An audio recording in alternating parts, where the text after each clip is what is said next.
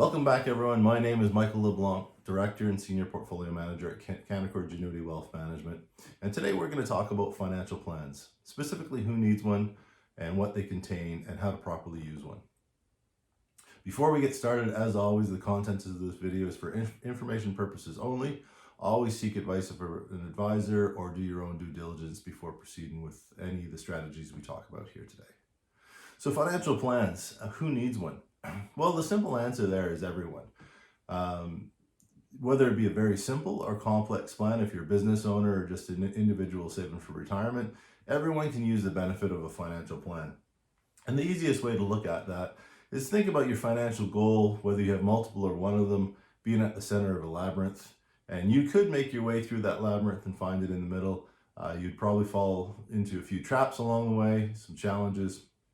But if you had an aerial photo of that labyrinth, you'd be able to get there much quicker, much easier. And also think of that photo as how recent is it. If it's very old, it may offer some challenges. It might be things might have changed. If it's more recent, you're going to have a much more direct route to your goal. And that's what the financial plan is. It's a map to get you to where you want to go. And it's something you should review on a regular basis. On a minimum, we look at one at longest we like to leave one is 2 years, but we do try to review them at least once a year for various reasons, whether it's have you met your savings goals or have your performance met the goals of the plan, and you can make changes along the way, such as maybe your job's changed, maybe your income's changed, something in the family's changed.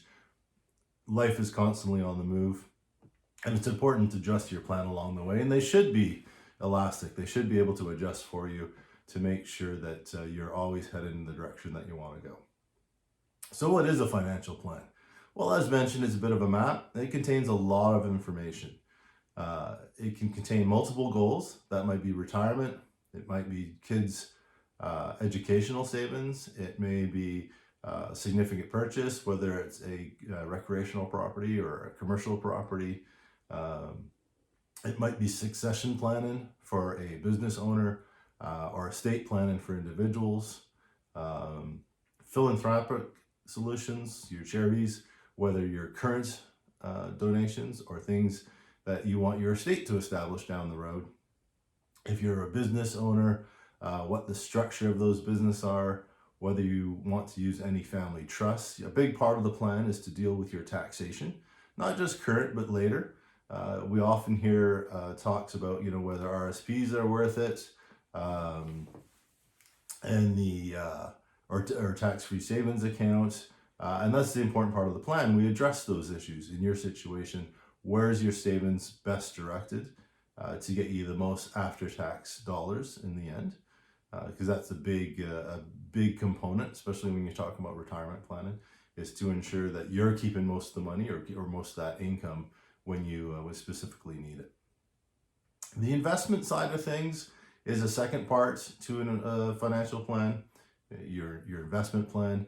But what the financial plan defines for that is the risks that you can take in your portfolio. How much risk should you take, and how much risk, more importantly, you should not be taking.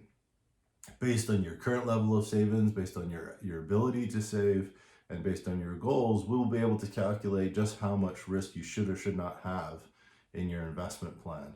And that's where the investment plan comes back to the financial plan to make sure you're staying on track. We look at insurances in there, different types of insurance you might have through the company that you work for, that you have privately. Do you need them? Can they be better suited to your needs? Because a lot of insurances have flexibility that you can use them in many different ways. Do you need additional insurances to protect any specific risk that you might have, whether that's personal risk, protection of children's futures or that educational goals, or estate tax or long-term estate risk? We look at wealth protection. We look at the transfer of assets, how easy you want to move it down. Should there be a trust incorporated into the plan to transfer your assets to the next generation, and how you want those assets transferred to the next generation. All this goes into your plan And then, as I said, it should be updated because a lot of the information changes quite a bit along the way. So you shouldn't let this stay stagnant.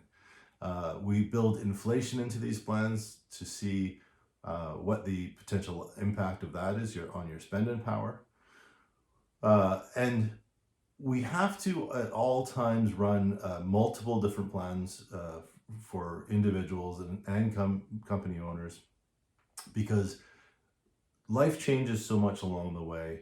We can have a few different what if outcomes. So should you retire at age 60, 62, 65, do you sell the company?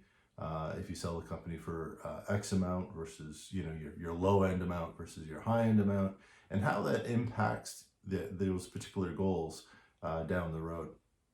And we can review those as you get closer and closer, and you get even more specific about what your long-term strategy is going to be. So always look for a financial plan that is in-depth. It can take into account multiple different scenarios, and that is pliable and adjustable with your life as things move through. With kids needing help to buy houses, perhaps you buying recreational property that you didn't account for, or maybe you decide to travel more. Some plans will look at target income for retirement. At the rule of thumb is 70% of your pre-working income, but maybe you want to have more than that, especially in the early years. Maybe you plan to travel a little bit more. Maybe you have more lofty goals for the first 5-10 years of your retirement, and we can build that into a plan and see how that impacts your long-term savings or your company pension. We look at the best options, how to optimize how much you get out of the pension plans, especially for those early years or specific goals that you have. So definitely review your financial plan if you have one. If you don't have one, do reach out to us. The information down below. We will help you, take you through a plan, see where you can improve on something you have, or even just make minor adjustments to something you currently have in place. So that's what a financial plan is. So how do you get a financial plan? Well, it's pretty simple. The process we like to use is we start off with what we call a discovery meeting. Normally we would do those in person. Currently, in the current environment, we are doing them over the phone. We do have a questionnaire you can fill in. We prefer to ask you the questions directly. We go through the meetings, usually about an hour and a half, where we will go through a list of questions to really get to know you, get to know your goals, get to know your current situation, your current abilities, your broader, what's important to you, your values, whether it's helping the kids, whether it's to optimize your retirement income, whether it's to sell a business or transfer a business to new owners or to family members. But we go through all those questions. Why we like to do them in person or over the phone is one answer to a question tends to lead to another question, because we really want to take a deep dive into the situation. The more information we can gather, the stronger the plan is.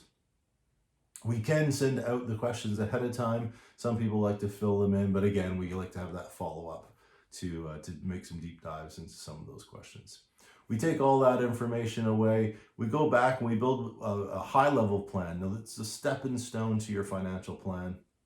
And that high-level plan will really identify the key areas that we need to focus in on.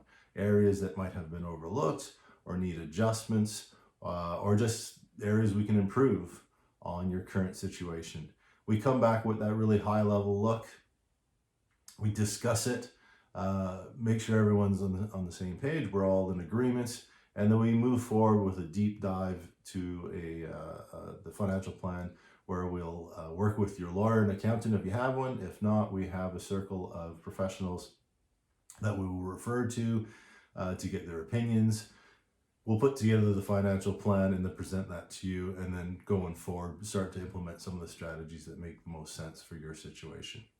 Once we've decided that the financial plan is complete, the next step is the investment plan. The investment plan is simply to put together the investments that meet all those goals, whether it be a rate of return, a longer term rate of return goal, whether it's a risk management goal, income goal, whatever your situation calls for. We then present that to you and then put that strategy into place. And those two plans continuously get reviewed, as I mentioned, usually on an annual basis, at most every 2 years is what we recommend. That's it for financial plans for this week. Hopefully you've enjoyed it. You've learned a little bit about financial plans. As always, reach out to us. We have other videos. We talk about risk. We have a 60-40, how the balanced portfolio might not be specific to your situation, might not work for you anymore. We have a video link for that down below. And as always, if you like our videos, subscribe, like us.